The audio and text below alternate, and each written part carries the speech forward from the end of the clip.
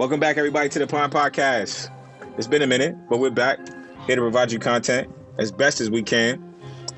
Interact with us on SoundCloud at The Real Pine, on Twitter at The Pine Pod, on Instagram at The Pine Podcast, and on YouTube at The Pine Podcast.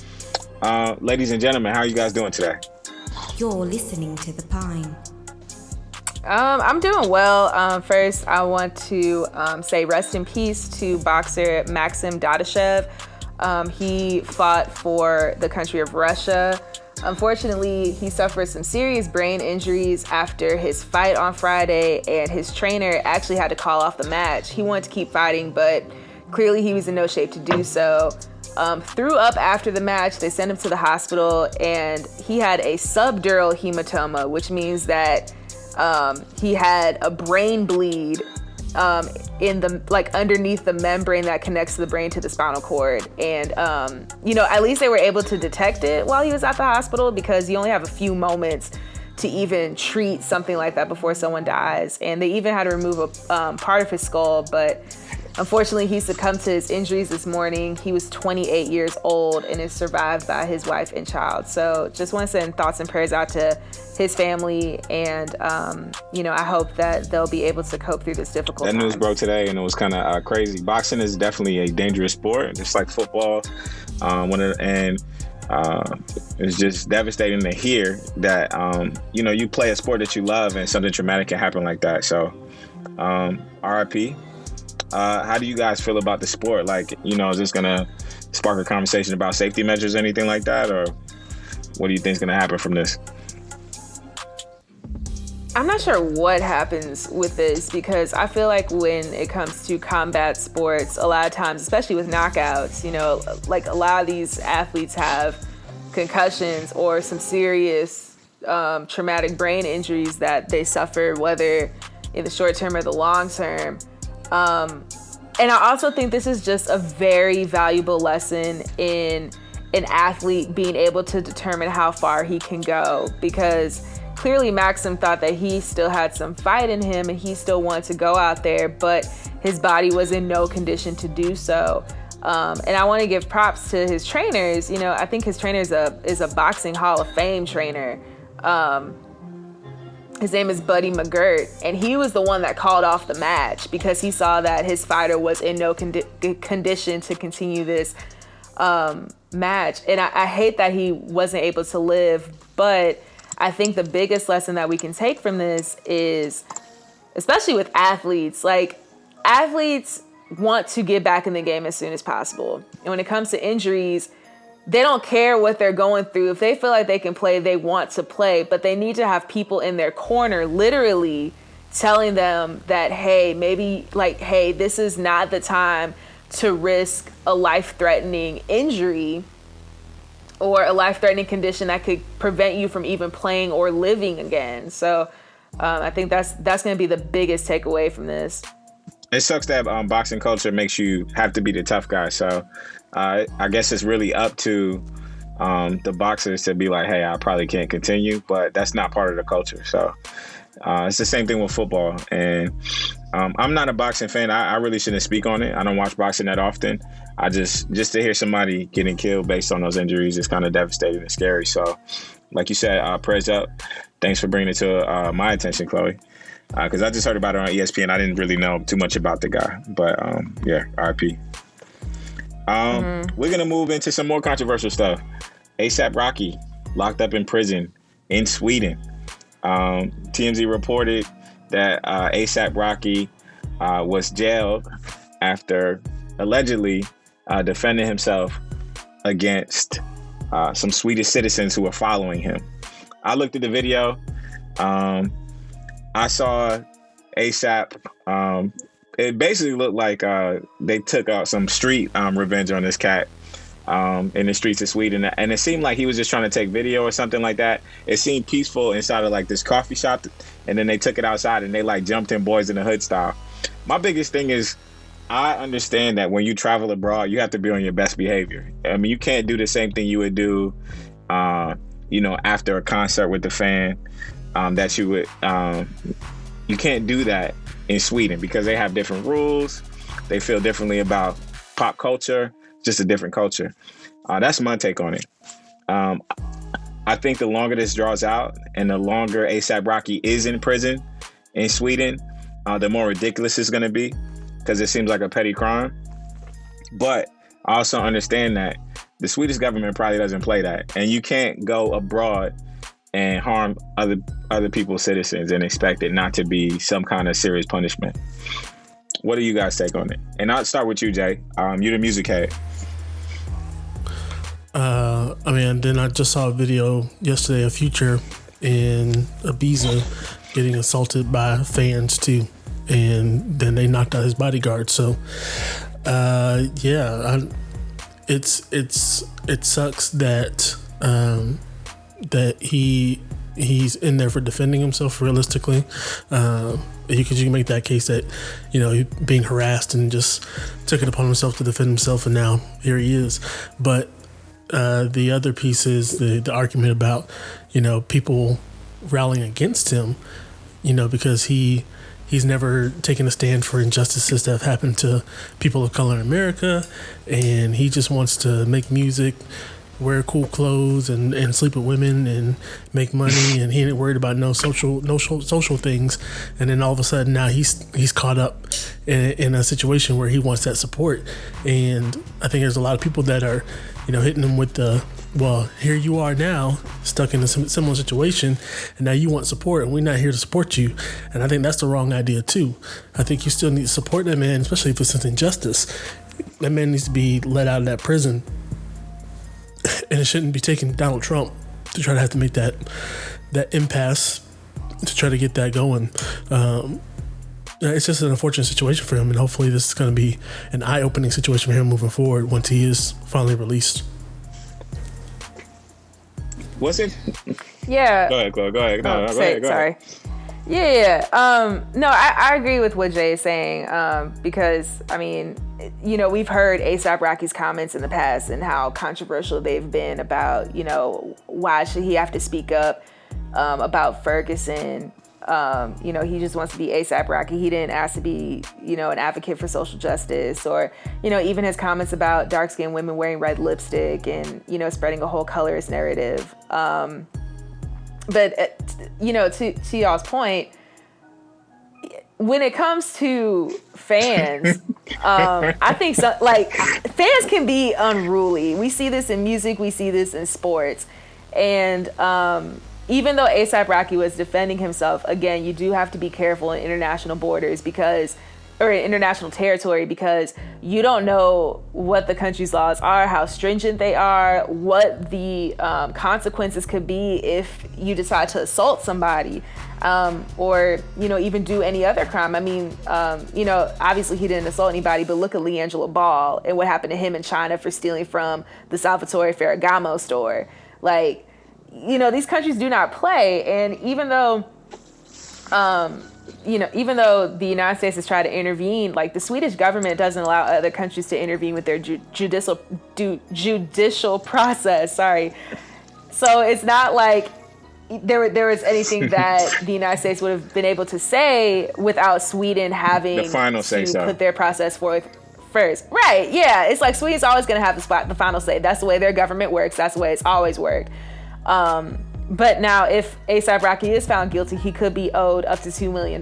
So, honestly, the main thing I'm interested in is what is A$AP's response, no matter what goes down?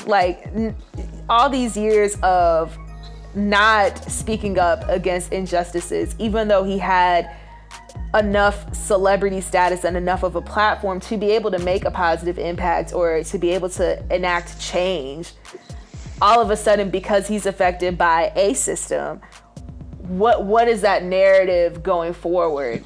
Are you going to continue to say the things that you said now that you're out, or what's going to happen with that? I think that's going to be, does he grow from this? This is my beef with this situation, because I don't want, a lot of people have been talking about this scenario and almost making A$AP Rocky out to be a political prisoner because of the trauma that African Americans and other minorities have faced in this country when it comes to judicial law, right? So if you take that out of it, right, and you look at the video for what it is, right? And a guy, we can assume that a guy's a fan, probably asked him for an autograph, follow him around, et cetera, right? And they got into it, right, on the video. So the bodyguard got into it with the fan or the two young men that were following him around.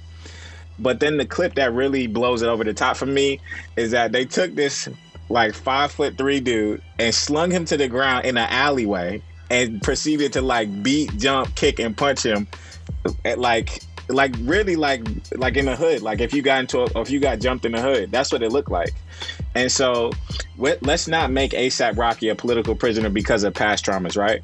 Let's also take into account that Donald Trump is advocating for A$AP Rocky, right, to get him out of jail, like he did Lonzo Ball, right? And and then you have Kim Kardashian talking about criminal justice reform. We're not here to criminal justice reform Sweden's justice system, okay? Swedish justice system is Swedish justice, right? American justice system, as flawed as it is, and as we see living here, is what it is. It's two separate things. American citizens really don't know what's going down in Sweden, what the Swedish embassy is saying. Because when you travel abroad and you have your visa, you are provided that to be on your best behavior, okay? So when there's video evidence of you slinging a dude to the ground and performing your own form of justice on somebody, all of that free A$AP Rocky and stuff goes out the window, because don't make him a political prisoner when the situation is a lot more simple. And I saw a lot of people get caught up in the fact that he's being held in prison unlawfully. He's not getting food, he's not getting water, he's not getting this and that. But at the bottom line, like, when you're overseas, you're there to be on your best behavior. You know what I mean? And obviously your posse, which looked like 10 deep, or the group that you were rolling with, you had way more bodies than these two guys following you with cell phones. It's just a bad look. You know what I mean? So then throw on more coals on the fire with the statements, right? Because now people are making this a racial and political thing. And I just think a lot of people are looking at it wrong because of trauma here, but A$AP Rocky and what he's dealing with in Sweden is completely separate. Yeah, I mean, I don't necessarily disagree. I think at the end of the day, there's a couple of conversations that need to be had, but in regards to him in particular, I'm hoping that whenever that he is released and he's able to return to America, that he really, really reflects on this experience and realizes that being A$AP Rocky doesn't matter to anybody outside of these borders. Right. Right. You are A$AP Rocky in America. The political system and the judicial system here is different. In Sweden, you know what I mean? You're in a different social environment. It's two different worlds, bro. It sucks that this gotta be the experience to be the teacher for it, though. Yeah.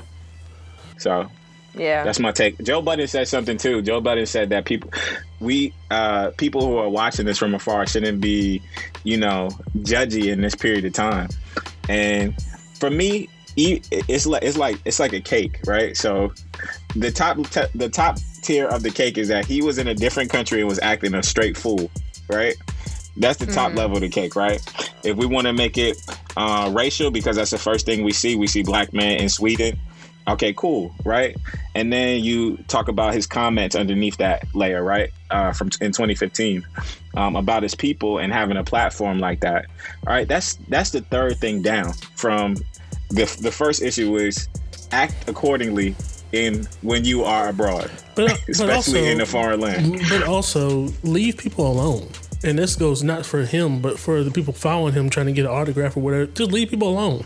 You're not entitled to his autograph. You're not entitled to attention from him.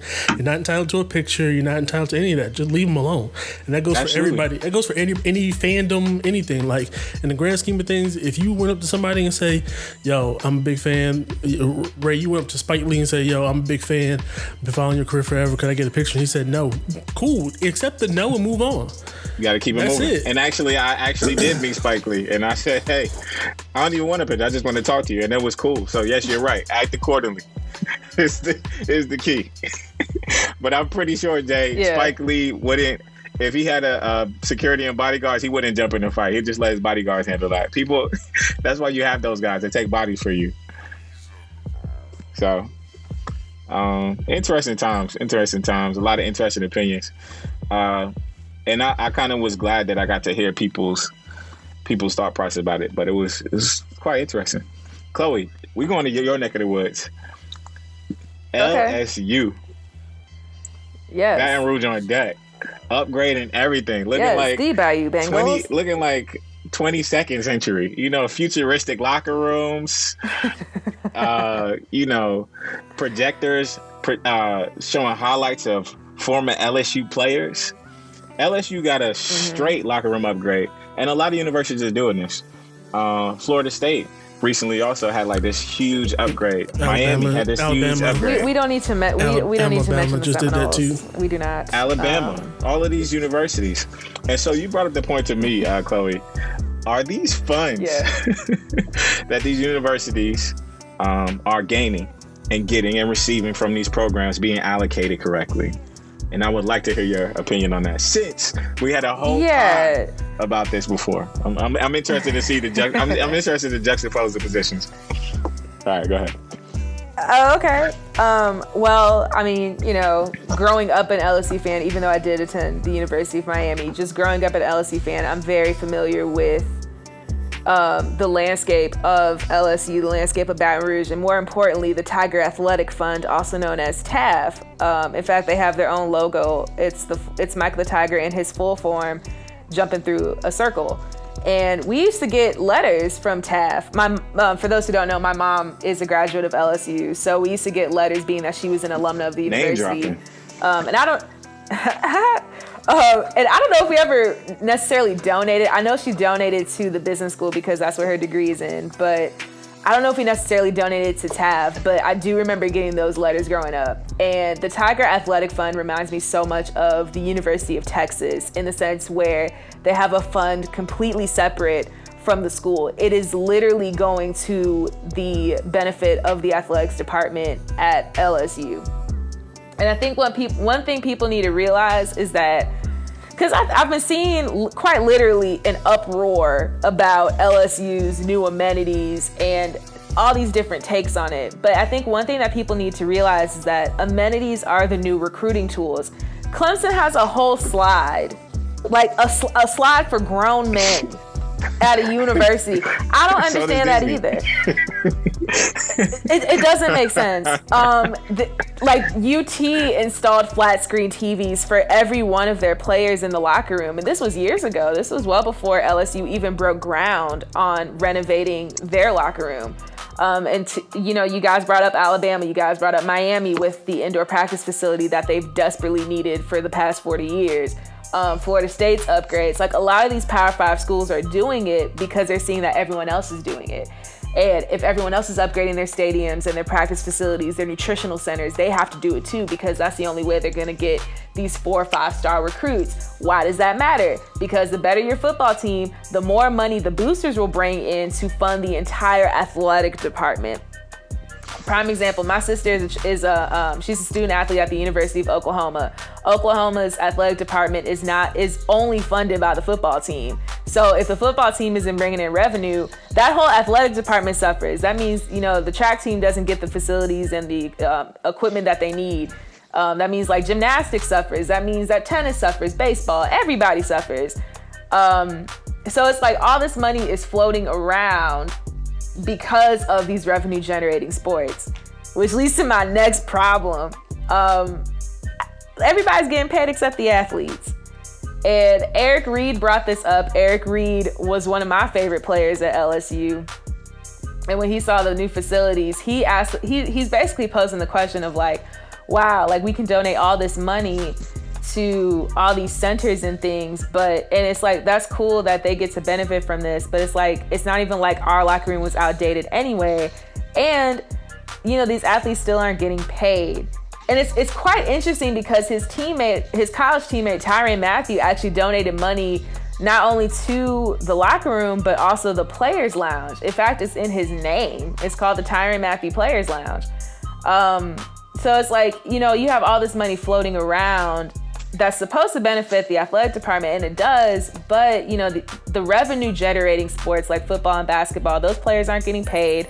And then, you know, for the non-student athletes, alumni aren't donating nearly as much money academically as they are athletically. If they are, it's going to the STEM schools and the business schools, but, you know, you forget about the liberal arts schools. And a lot of LSU students brought up the fact that some of their libraries need renovating, especially in an area like Louisiana that floods quite often. A lot of these libraries are flooding out, and that's like, you know, that is oodles of money in books, particularly vintage books that could potentially be destroyed if a library system's not there. So here's the thing. With all that being said, right? $28 million for LSU's new facility, new locker room, all of that. Could they not take $5 million off the top and spread that across 2 or 3 seasons? Wait, spread the money across the athletic department? Spread it amongst the players. Anybody that's on athletic scholarship getting a stipend of $5 million from the 20, like it could have been a $23 million facility, right? And $5 million could have went to all of their student athletes across the board. And so that's where I don't know if they have a choice in that though. But here's the thing. Here's the thing. That's why the NCAA is dirty in a sense. And I think a lot of times they show you where the money's being spent, and then it's like we still have these discussions about why players are not getting paid, and that's just like the biggest slap in the face. So that's my question moving forward. When do the media outlets say, hey, this is all cool, I got a new facility, but like instead of spinning the story like, oh, LSU is fancy and balling out right now, they should say, well, these funds were delegated for this, and that, but players are not getting this, and that. So I feel like the only way you'll be able to find that from a media standpoint is if someone did like investigative journalism, or if I'm gonna hit up Jeremy Schaap, some sports personality. Yeah, like, you know, a Jeremy Schaap, or, you know, back. Because that's what we're talking about it right here. I'm gonna need some money to, you know, to actually fly out and we got you. traverse. We'll pull something together. But yeah, I feel like, you know, media personalities have spoken out about this. Like Jay Billis brings this up all the time about how athletes do not get paid. But I feel like that would take a lot of investigative journalism from, you know, back when Vice Sports used to have their department, or like a Patrick Hruby, who is, he was a professor at Georgetown, but he did a lot of interesting investigative work on how college athletics allocate money everywhere else. And then I think the other issue that a lot of people don't realize is, you know, public institutions, if we ever got to the point that players could get paid, you have public institutions that could be able to afford it. You have public institutions that may not be able to afford it. You know, how does this affect like the group of 5 schools? How does this affect HBCUs? And then you also have to think about the private universities. There are 15 private universities in Power 5 conferences. That includes Miami. That includes USC. You know, that includes Stanford. Like, there are a lot of schools that, you know, may say like, hey, we only have this much money to spend. Even though we are a private university, we may not make as much as a state university. So how is it allocated? I think that it's very much a multifaceted issue, but we have to get over the hurdle eventually of, will athletes be paid? Well, we know the money's there. Well, I think that a lot of people's uproar about the whole situation comes from lack of knowledge of how this stuff actually happens, and that's really where a lot of it stems from. Because you know, coming from my lens, working in the student affairs side, you know, there's a lot of student affairs professionals around the country that are like, well, that could be going to be utilized for academic programs and blah blah blah. And I was like, no, it can't. That's not what it was even raised for. If you want to have a conversation about that, like that needs to go back to the federal government and why they keep slashing education, because that's where your funding comes from. You know what I mean? So like, it's a whole so many different layers to this conversation. But my whole thought process was same thing, Eric Reed, same thing that you touched on, Chloe, is, yeah, where do the players come in terms of outside of the fringe benefits of being able to utilize that space for 1 to 4 years potentially? But then after that, like, where did their benefit come into that, right? So like, it's cool. Yeah, you spend a lot of money on a facility, a really nice facility that is going to hopefully maybe attract more people to come play football at your institution. That's great. And now what? If the opportunity presented itself, are you guys sending your kids to these Power 5 schools? No, I don't know. What does my kid want to do? What is your kid's? If he wants to go play at LSU and he has an athletic ability to play at LSU, he got a scholarship to go play. As a parent, when you're in that situation, what are y'all gonna say? He can go to LSU and I'm supporting him. Okay. Yeah, we will sing "Hey Fighting Tigers" until we die. Y'all not gonna complain about the locker rooms and him getting a stipend or what? I'm not complaining about the locker rooms now. I think so. So I think the thing is, sorry, Jay. I think, look, I like the locker rooms, but I also recognize that there is a greater problem at hand. I mean, I think that a lot of people struggle with that. Like, you can be a fan of the university and still kind of see the flaws in there and point them out. I think depending on how like a particular problem is, when we look at anything, I mean, whether in sports or in life, you have to evaluate, you have to evaluate the problem and see like whether or not if it's something that you can support, or, how do you balance that within sports? Like, how do you balance that being a fan and also being able to point things out? I think, sometimes it is cool that like, because of my fandom, I can say, hey, like, that's not right. Like, what are we doing as a university to raise money, not just for athletics, but for academics as well? Like, it's cool that the football players get to enjoy this. They work really hard, but, students work hard in the classroom too. Why isn't there funding for libraries? We can ask these questions and be fans 100%. At the same time. And we can't tell somebody like, that the Tiger Athletic Fund exists to raise money for athletics, right? We can't tell them, hey, you should be using that money to go fund the academic portions. I mean, you can say it, but that's not what their purpose is, right? It's like you're being mad at you for fundraising to improve something that you're trying to do because you didn't utilize it to go help somebody else, right? Like, that wasn't my intent in the first place. So, I can't be upset at them that people wanted to spend money to help them improve their athletic department. You could make that question of, hey, boosters, why don't you use that money to create funds for the academic side or to rebuild libraries or do those pieces? Yes, that 100% could happen, and it should be a conversation to be had. But if that's how they want to spend their money, is to help improve athletics, and athletics use it to improve athletics, cool. That's what the purpose of it was. And that can sound contradictory to like my point about coaches and why coaches get paid too much, and that money should be reallocated differently. But realistically, I think that the facility piece is a different argument, because you want the people to be there and have the access to the facilities and access to things that will help improve their experience from the student and from the athlete perspective. Like that's what you need to do to get that. And, we can have that big social conversation, which is bigger than just athletics. That's federal government, that's NCAA, that's all these other pieces that go into it, to have that bigger conversation about how money gets utilized from a institutional standpoint altogether. Because realistically, it gets to a bigger conversation like, why do university presidents get paid this much? Like, it can break that into a lot of different avenues.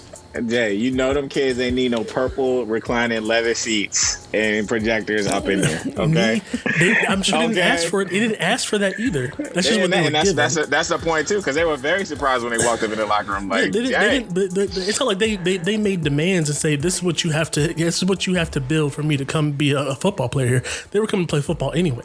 That's what they created and said, this is what we need to do to give them the best experience as student athletes here and to recruit future student athletes. Gotta keep that same energy. That's in the benefit of those student athletes. At the end of the day, that's in the benefit of those student athletes. They should get paid, and I would love to see them get paid. That is a conversation that's beyond just LSU's athletic fund, because I don't think they legally have the ability to do that. We got to move on. We got to move on to a league that seems to have its payroll figured out. The NBA. So a lot has happened and transpired in regards to players moving. It's been one of the most exciting times for free agency It's once and again the reason why the NBA seems to always win the offseason and why it's seeming to be one of the most popular sports in the world. There's been a lot of Batman and Robin duos that have been created. And I want to know who you guys think is the best Batman and Robin duo in this current NBA.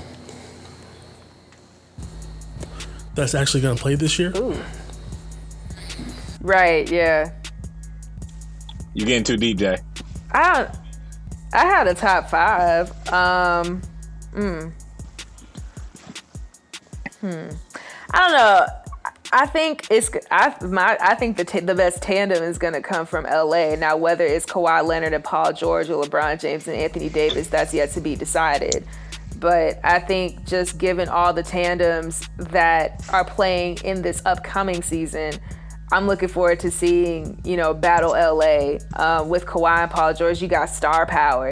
They're both playing at home, so they're going to play with a different sense of energy. And you have Kawhi being the king of parity in the NBA right now, the killer of three-peats, like he has, like the ball's literally in his court. And he plays with the energy that he has nothing to lose. So I'm looking forward to that very much. With LeBron James and Anthony Davis, you got two big men, two proven perennial all-stars, and LeBron getting what he wanted by bringing Anthony Davis to the Lakers. Now, they do have a little bit more pressure because they do expect LeBron to deliver results. Like LA wants to tie Boston for the most titles in NBA history. But I think that, LeBron's refreshed. He's ready for season 17. Got his hairline together. Dang, Chloe. And you got Anthony Davis. Listen, he looks nice. He was looking real clean at the barbershop today. So, more power to him. Space Jam 2 is coming out. This would be a great marketing thing. Hey, just give me your top. Give me your top 3. Just give me a top 3. Give me a top 4. Give me a top 4. Well, those are right now in order. All right, those are my top. Now. Okay, so I had LeBron and Anthony Davis at 1, Kawhi and Paul George at 2, Giannis and Chris Middleton at 3 because they're the only tandem on my list with team chemistry from the previous season, and they're looking to get to the NBA Finals, something that they weren't able to do. And if they can perform like the All-Stars they say they are, I think they'll be a top 3 tandem in the league. And then 4 is different. But I'm going to go with Kyrie Irving and Spencer Dinwiddie. I think, with the Nets. So I think, Robin and Batwoman, basically. That's how I feel about Spencer Dinwiddie. Jesus Christ. Spencer Dinwiddie talking all that Listen, Spencer Dinwiddie is underrated, okay? Spencer Dinwiddie is Batwoman, in my opinion. That's how I feel. But continue. No, I like Spencer Dinwiddie. I think, look, he was up for some NBA awards 2 seasons ago. Coming straight, he came out the D League, decided to perform really well with the Nets. Had a great breakout season until he injured his thumb, and that's what led to the resurrection of D'Angelo Russell.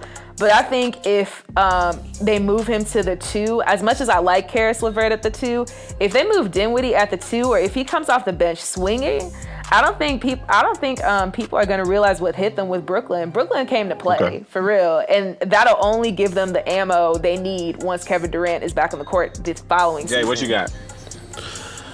I don't want to crap on Chloe's Giannis and Middleton pick, but Dame and CJ McCollum. Dame and CJ McCollum already are better duo, those two.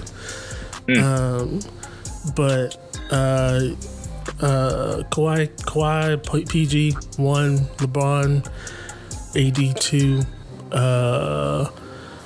Russ Harden 3, and D'Lo and Steph 4. Okay, Chloe, I'm gonna let you do a rebuttal. I'm gonna let you rebuttal real quick before I finish this. Go ahead. Let me hear your rebuttal back to what he said. I like D'Lo and Steph. I think that's a good honorable mention. I don't know how James Harden and Russell Westbrook are going to work because I think that's very much a gift and a curse. You got 2 MVPs, two former Thunder players, but most importantly, 2 big egos that like to play hero ball, and they're both guards. I don't know how this works, especially considering that Houston is James Harden's turf. Now, granted, Russell Westbrook is younger than Chris Paul, so you don't necessarily, but he does have some knee injuries that he's dealt with in the past. But I don't know how that duo works. I think stats wise, yes, they're going to put some historic numbers up night in and night out.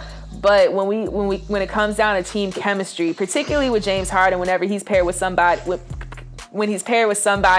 that is at a Hall of Fame level, like a Chris Paul, or even coaching wise a Kevin McHale, I think that's going to be the make or break part of the Rockets season. And I just don't see them being a tandem that could go far in the playoffs. I'm going to tell you where all of y'all are wrong. All right, y'all got your whole thing wrong. Granted, from maybe 1 through 3, we're going to have similar things, but this is where y'all are all wrong, okay?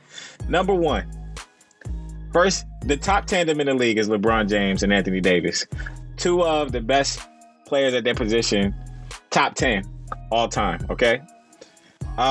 Number 2, you got to go with Paul George and Kawhi Leonard. I mean, I'm excited to see how they fare with the defensive positions that they have and the experience and all the accolades. And Patrick Beverly is Batwoman in that group, okay? So shout out to Pat Bev. Number 3, the Houston Rockets. Obviously, these guys, when they were babies, went to the finals against LeBron James and D Wade, and y'all were talking about them being guards. If I'm not mistaken, LeBron James and D Wade coexisted on the team and won 2 finals. So it can work, and they've done it before. They just didn't have KD and they're mature. Especially when you have a pre-existing relationship. This is where y'all messed up. James Harden didn't show up, and LeBron and Wade were best friends. Mature. They don't have anything to prove but winning the championship now. But this is where y'all really disappointed me, okay? Luka Doncic and Kristaps Porzingis, y'all left off. And that's going to round out my top. That's going to round it out because those 2 dudes are going to create some drama in the league. For 23 all games. Right? No. They're going to create some drama in the league. And this is why. They're playing for an owner who lets them play however they want to. One of the best coaches in history, in Rick Carlisle, who's proven that he knows how to make teams successful as long as you put a lot of talent around a core piece. They're going to cause problems. So that's my top 4. I will Venmo you $10 if Porzingis plays more than 50 games. I'm not talking about. Okay, wow. You can say that for Anthony Davis too, but I'm not going to go. That's why I had the number 2. I'm not going to go there. That's why I had the number 2. My point. Well, I mean, Dallas also has Kleba. A problem this year. Because the 2 of those guys. Dallas also has Kleba. That's gonna be nice. I actually do have Dallas. I have Dallas and Sacramento in the bottom of my playoff predictions right now. I don't deny that Dallas is gonna have a talented team. Check this out. No. Yeah, they will. They're gonna create some problems. And now check this out. I'll put it even farther. Out of the tandems that we said, who's winning the championship this year? I think Kawhi and PG have the inside track. You think Paul George and Kawhi are going? They have the inside track. I'm gonna go LeBron and AD. They have the best situation. They have the best situation. LeBron and AD. Because they have the most complete team. They have the most complete team out of that group, except maybe the Warriors. I think the Lakers are. The Lakers have a cool. I've been telling you guys this since last year that the Lakers' main goal should have been to acquire Anthony Davis, and if they don't get him, he'll never win a championship. And they've got it, and they're going to win a title. The Lakers have a cool starting 5. I think it's going to be an LA team in the finals against Milwaukee. Y'all be great. That's where I'm at. The Lakers got to. Yeah. But here's the thing. Now, who wins that? I don't know. Jay didn't give his prediction. You said Paul George and Kawhi winning the title? Yep. All right. I said they have the best. They have the best position. They have a championship coach. Whatever you feel about him, championship winning coach. They have a team that was already a playoff team and challenged the number 1 seed and took the number 1 seed to the limit without those 2 players. Yeah, took it without to 6 those games. 2 players, and the only people they lost were Gallinari and Shai Gilgeous-Alexander, and you upgraded them with 2 Finals MVP candidates or 2 MVP candidates. And then you also have to add the best executive in NBA history, Jerry West. There's nothing. Everything about they are on the absolute fast track to be an NBA Finals team based on all of that.